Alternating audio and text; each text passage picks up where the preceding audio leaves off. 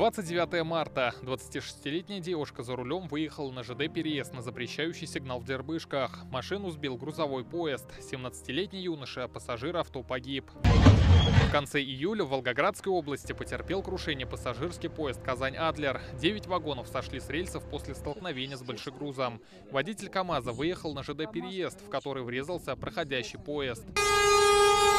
Железнодорожный переезд – зона повышенной опасности. Об этом сегодня вновь напомнили водителям сотрудники ГАИ и РЖД. Чтобы избежать трагедии, проводят совместные рейды. Особенно бдительными нужно быть на переезде у храма всех религий в Аракчино.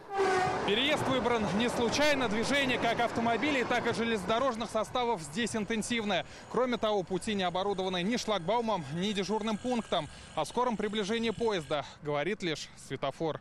Его водители частенько не замечают, говорят местные жители. Они едут и все, и не останавливаются. Ну, что-то надо решать с этим вопросом. В республике 76 железнодорожных переездов. С начала этого года в Казанском регионе произошло 4 ДТП. Погиб 1 человек и 3 пострадали. Основная причина – это нарушение правил водителями проезда железнодорожных переездов. Выезжают на запрещающий сигнал светофора, не оценивая вообще обстановку, не понимая, к чему это может привести. Штраф за проезд на красный от 5000 рублей до лишения водительских прав. Но в РЖД подчеркнули, задача рейда не наказать, а напомнить водителям главные правила. В таких местах стараюсь быть осторожной. Я 12 лет за рулем, у меня 2 детей дома ждут, поэтому я осторожный водитель. Сигналы светофора смотрим.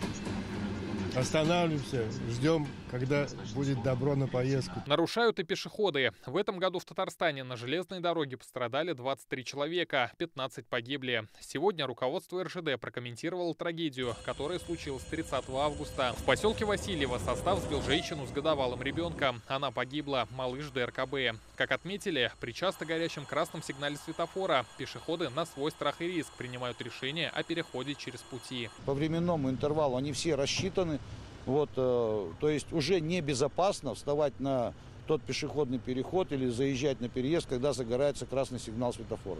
Учитывая скорости движения поездов по этим участкам, поэтому он не все время горит, поверьте.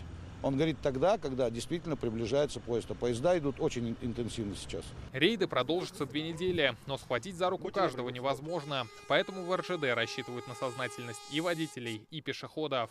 Рамиль Галиуллин, Булат Абдульманов, ТНВ, Казань.